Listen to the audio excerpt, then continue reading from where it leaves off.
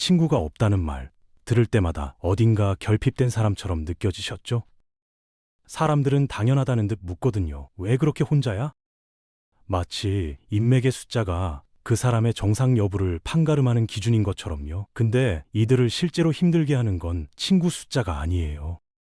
억지로 끼워 맞춘 자리에서 웃음을 지어야 하는 그 순간들이거든요.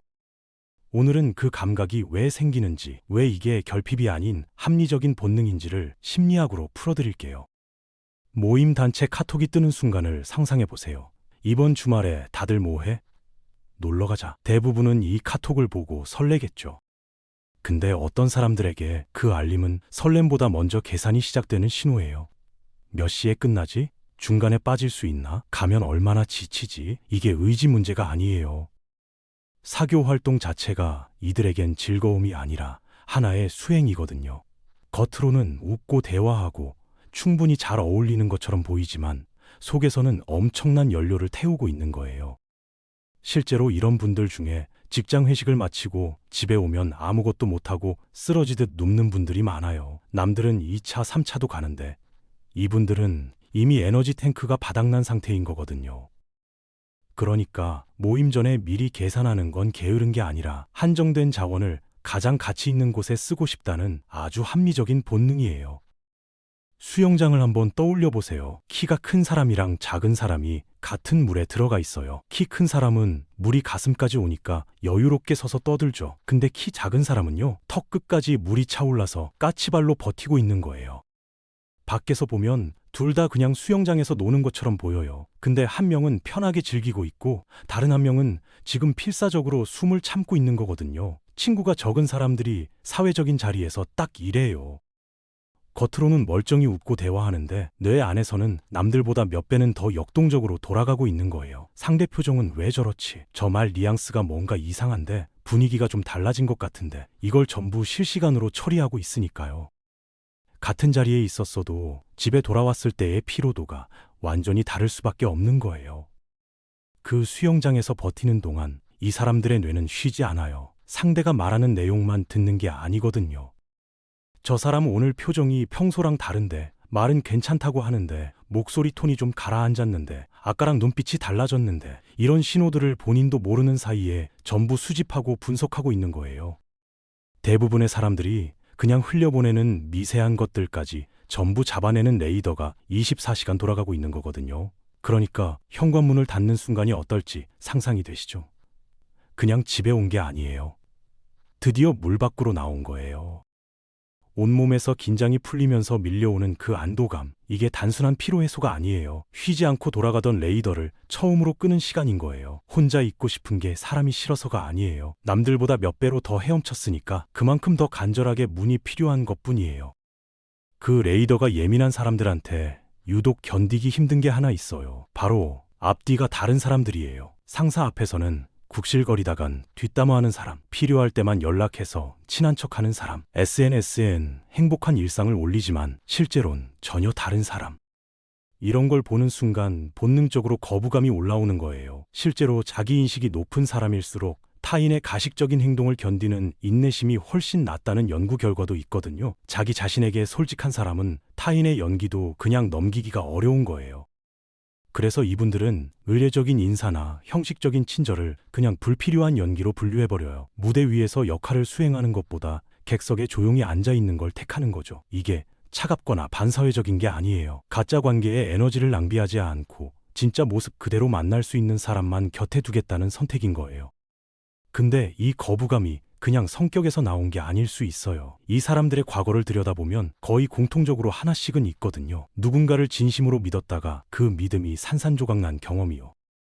친하다고 생각했던 친구가 뒤에서 험담을 하고 있었다든가 마음을 털어놨더니 오히려 그게 약점이 돼버린 경험, 혹은 상대에게 맞추려다 내 감정이 완전히 바닥나버린 경험들이요. 그 순간 뇌는 조용히 결심을 해요.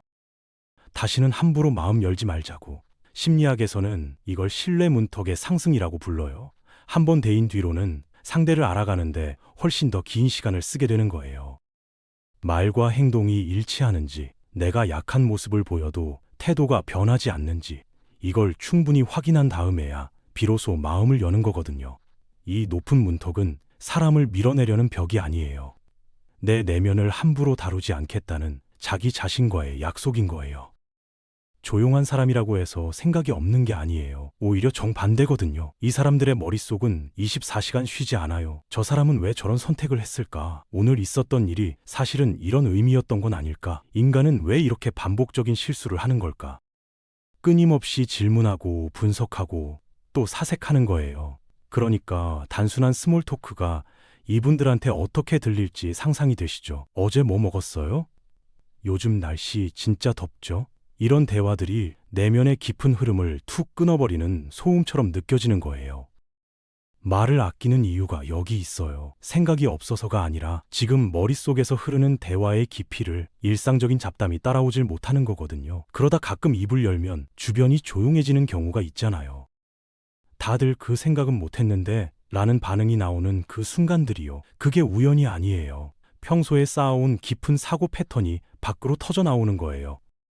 그리고 이 사람들한테는 또 하나의 공통점이 있어요. 고독을 꽤 일찍, 꽤 정면으로 마주했다는 거예요. 인간은 결국 혼자라는 걸 머리로만 아는 게 아니라 몸으로 받아들인 사람들이거든요. 많은 사람들이 그 사실이 무서워서 관계에 매달려요. 혼자 있는 시간을 못 견뎌서 의미 없는 모임에 나가고 별로 맞지도 않는 사람이랑 억지로 어울리는 거잖아요. 근데 이분들은 달라요. 고독 안에서 편안하게 머무는 법을 이미 터득한 거예요. 이게 허무한 게 아니에요. 오히려 가장 성숙한 형태의 자기 이해거든요. 타인에게 나를 완성해달라고 요구하지 않는다는 거니까요.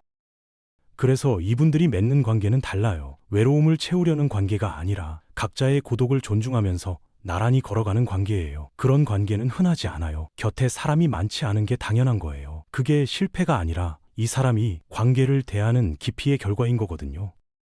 그럼 이제 실질적인 이야기를 해볼게요. 이런 성향을 가진 분들한테 가장 먼저 드리고 싶은 말은 이거예요. 사람을 억지로 찾으려 하지 마세요. 그보다 먼저 환경을 찾으세요. 스몰 토크가 가득한 자리는 이분들한테 연결이 아니라 소모예요. 에너지를 얻으려면 깊은 대화가 일어나는 채널이 필요한 거거든요. 대규모 모임일 필요도 없어요. 본인의 관심사가 진지하게 다뤄지는 소규모 취미 모임이어도 되고 온라인 커뮤니티여도 되고 단 한 명의 진짜 친구와 나누는 정기적인 대화면 충분해요. 기준은 하나예요. 그 자리에서 억지로 캐릭터를 연기하지 않아도 되는가? 본질적인 이야기를 바로 꺼낼 수 있는가? 이게 충족되는 환경에 자신을 두면 애써 사람을 찾지 않아도 자연스럽게 자신의 깊이에 공명하는 사람이 나타나게 돼 있거든요. 두 번째로 드리고 싶은 팁은 기록이에요. 머릿속에 생각이 많은 분들일수록 특히 더 필요한 습관이거든요. 생각해보세요. 하루 종일 쉬지 않고 분석하고 사색한 것들이 전부 머릿속에만 쌓여 있으면 어떻게 될까요? 어느 순간 뇌가 포화 상태가 돼요. 새로운 생각이 들어올 공간이 없어지는 거거든요. 그래서 밖으로 꺼내는 작업이 필요해요. 형식은 아무 상관없어요. 일기도 되고 노트 앱에 짧게 메모하는 것도 되고 혼자 중얼거리는 걸 음성으로 녹음하는 것도 돼요. 중요한 건 머릿속에 있던 걸 외부로 인출하는 행위 자체예요.